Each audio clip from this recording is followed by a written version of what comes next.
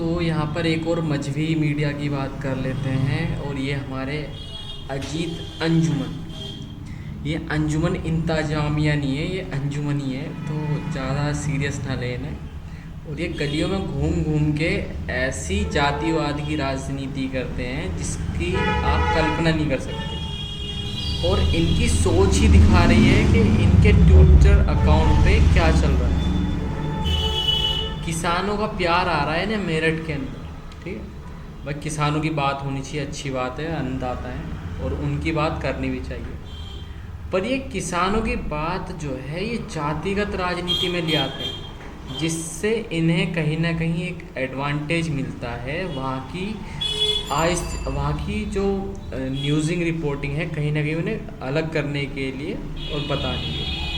अब यहाँ पे चुनावी नतीजों के अंदर इन्होंने ये, क्योंकि एक पत्रकार हैं और इस चीज़ को भी हमें ध्यान देना चाहिए, खुद को ये एक रिपोर्टर भी बोल रहे हैं, तो इसमें सबसे पहली बात ये है कि इन्होंने क्या करा। 9 जून को जो घटना होती है, जो जम्मू के अंदर घटना हो रही है, उस घटना को दबा दिया। उस घटना को दबाने के पीछे इनकी और कोई मंशा नहीं है। ये मंशा वही है कि एक समाज को अगर कहीं गलत हो रहा है उन्हें बुरा ना लग जाए। उन्हें बुरा लगेगा तो किन्हें पैसा नहीं मिलेगा भाई, इन्हें फंड कहाँ से आएगा, है ना। इनकी रोजी रोटी उन्हीं पे चल रही है। जैसे जैसे टुकड़े फेंक देते हैं तो वैसे ही इनके आगे टुकड़े फेंक दिए गए और ये उन्हीं से अपना गुजारा बसर कर रहे हैं। अब इनका गुजारा बसर कहीं ना कहीं इसी सोच पर निर्भर करता है। अगर यही सोच इन पे नहीं रहेगी तो ना कुत्ता घर करेगा ना घाट करेगा भाई, मर जाएगा वो तो अब उसी चीज़ को देखते हुए ये क्या करेंगे, बहुत शुक्रिया शोर करने के लिए। तो यहाँ पर ऐसे ऐसे संविधान को पकड़ा हुआ है। संविधान में सबसे ज़्यादा संशोधन किसने किया आज तक, इनके मुंह में दही जम जाता है जब पूछ ले जाता है। संशोधन किए वो भी किस प्रकार से किए, वो भी इसका भी दही जम जाता है। संविधान को हाथ में लेकर पकड़ रहे हैं। अरे भाई, जिसने 10 साल से संविधान नहीं बदला, क्या वो अब 5 साल में बदल देगा? तो अगर आपको लग रहा है कि वो 5 साल में बदल देगा तो आप भी हो सकता है उन्हीं में से कोई मूर्ख हो, है ना। तो बुरी तो लग रही होगी, क्योंकि मूर्खों को मूर्ख की ही बातें अच्छी लग सकती हैं, जो वैसी बातें होंगी वो अच्छी नहीं लगेंगी। तो वही वाली बात। अब ये रोज़ कहीं ना कहीं इस जातिगत राजनीति के अंदर एक वरिष्ठ पत्रकार तो यहाँ पर खूब लाइटिंग की जा रही है और एक तरह से अपना एजेंडा फैलाया जा रहा है।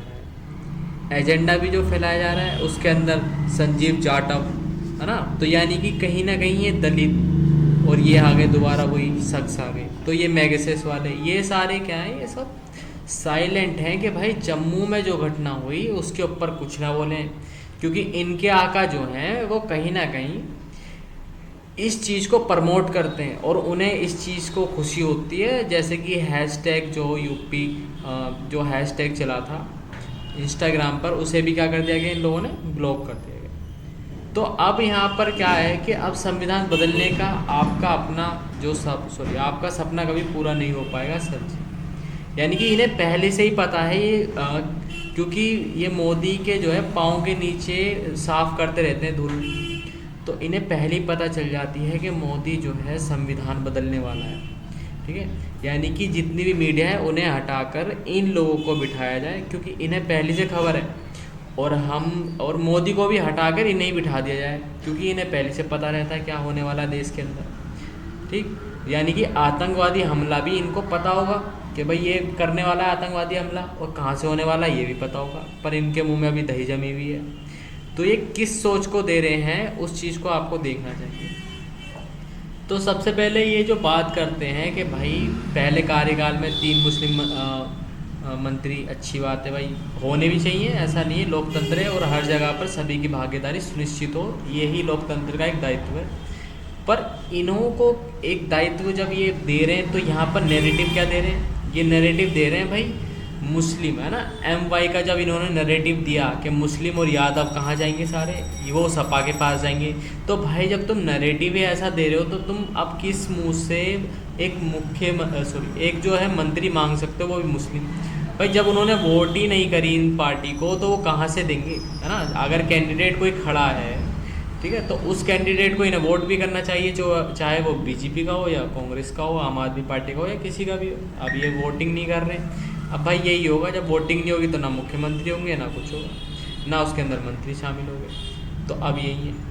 ठीक, तो यानी कि कहीं ना कहीं ये अपना एक सोच को दिखा रहे हैं, और ये सोच यही दिखाती है कि किसी भी प्रकार से ये upper caste, intermediate caste, OBC caste, तो यहाँ पर कास्ट कास्ट का खेल खेला जा रहा है।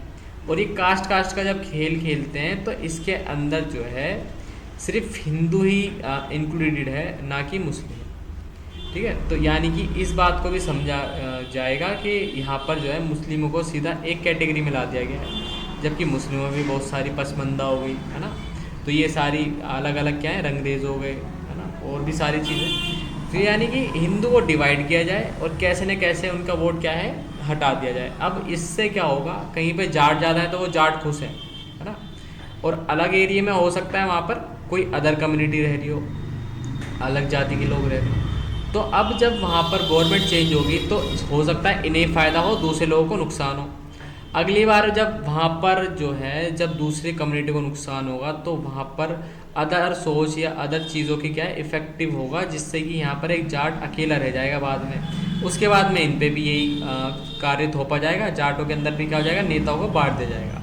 ठीक है, यानी कि कहीं ना कहीं ये लोग क्या कर रहे हैं, जातियों को डिवाइड कर करके और वहाँ पर रूल करना चाह रहे हैं। और यही एक तरह से इस विचारधारा की सोच यही है। और इस विचारधारा के अंदर ये लोग एक नैरेटिव क्रिएट करते हैं, और एंड में जाकर ये नैरेटिव जो है एक ऐसी सोच को सपोर्ट कर रहा है जो कि एक अदर कम्युनिटी को बार बार टारगेट कर रहा है, और उनको कहीं ना कहीं ये लोग बताते नहीं हैं जानबूझकर, क्योंकि उन्हीं से इनकी फंडिंग हो रही है।